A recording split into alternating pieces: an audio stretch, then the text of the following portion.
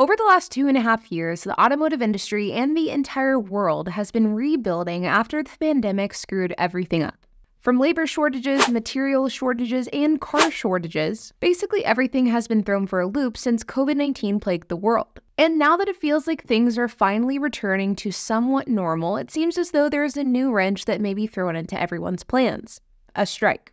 Over the last couple of months, an international UAW strike has been looming. You see, the International UAW is one of the largest unions in the United States, and it encompasses workers from the automotive space, aerospace industry, and even agriculture, with members of the UAW spanning almost every single sector of the economy, with both corporations small and large. And currently, there are over 400,000 members of the UAW. And for the last couple of months, the UAW has been threatening to go on strike. And as of today, it looks like they might. The UAW's role in the automotive industry is pretty wide-ranging, from the assisting in manufacturing of parts used in cars all the way to manufacturing of cars themselves. So to say that a UAW strike would be impactful to the automotive industry is a bit of an understatement. In fact, I would go as far as to say that a UAW strike could be detrimental. The last time the UAW went on strike was in 2019, and it was for 40 days. During this period of time, General Motors alone lost $3.6 billion.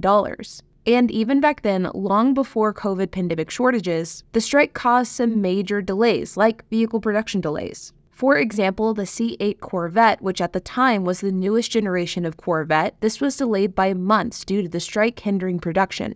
And as far as why the UAW is going on strike, it comes down to a few key things: better pay, better working conditions, and a return to defined benefit pension programs, which is basically saying that the union wants their retirement benefits to be well-defined and almost set in stone rather than fluctuate with market conditions. And one of the biggest wants from the UAW is a say in what the industry looks like as it changes with technological developments like the switch to electric vehicles. Now, as I record this video, the UAW has not gone on strike yet, but they have voted overwhelmingly in favor of going on strike on September 14th.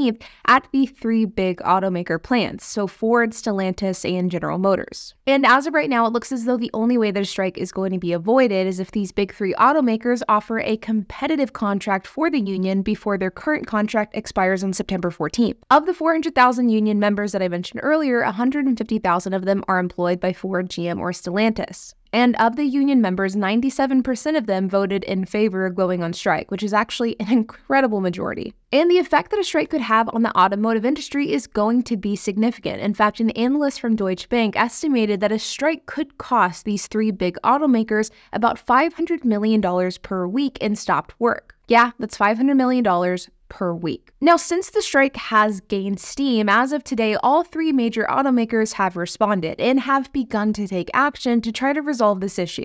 GM almost immediately published a website giving updates on strike negotiations, with the most recent update coming last Thursday, where it stated that certain actions taken by the UAW have no merit and are insulting to bargaining committees. And the actions that GM was referring to were charges filed by the National Labor Relations Board about stalled labor talks on behalf of GM and Stellantis. Ford presented the UAW with a contract offer also this past Thursday, which would provide hourly workers with a 15% combined hourly wage increase, lump sum payments, and improved benefits. But this was rejected by the UAW within about 24 hours after it was proposed.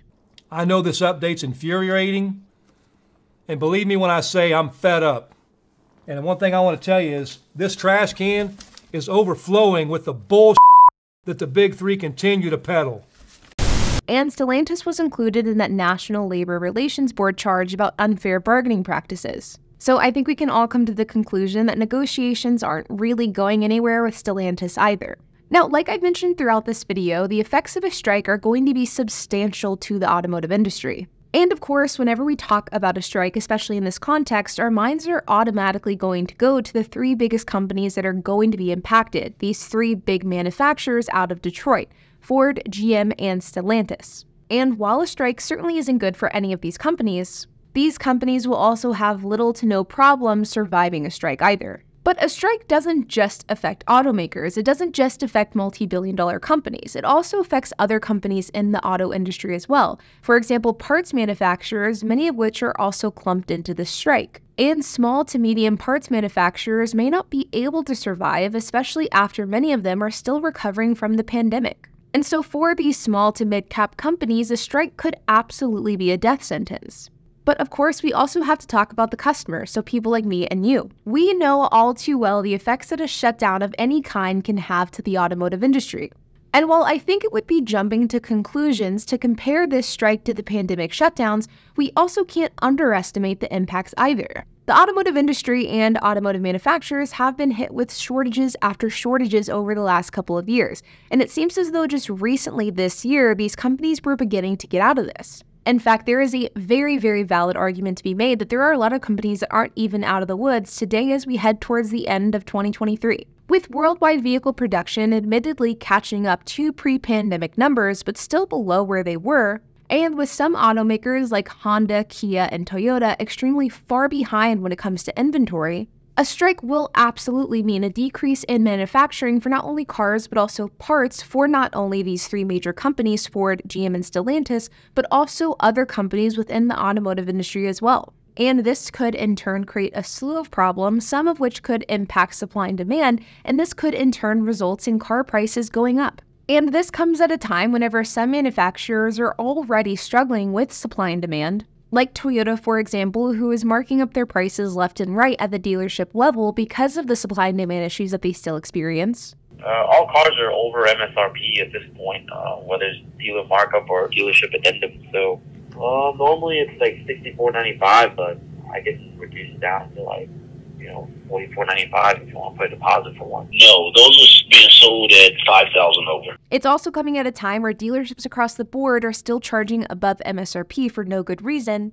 And it's coming at a time where the average consumer is in general tired of shady dealership practices and overpaying for a car. The fact is, the last thing that the automotive industry needs is a strike. The last thing that we as consumers need is a strike. And the last thing anyone needs is a strike. Cars are just now coming down in price after 2.5 years of an inflated market. Automakers were just now returning to normal when it came to inventory and production levels, and in a market where everything is already unaffordable, the last thing anyone needs is for cars to become even more expensive. But unfortunately, it seems as though the only way that we're going to avoid a UAW strike is if automakers can come to a deal with the union before September 14th. And so I guess we'll just have to wait and see what happens on September 14th. But like always, you guys, I hope that you enjoyed this video. If you have any questions, comments, if you have anything to add, I would love to hear it. So make sure to leave a comment down below. And while you guys are at it, make sure to hit the like button, hit that subscribe button, and hit the notification bell. And I will see you guys in the next video.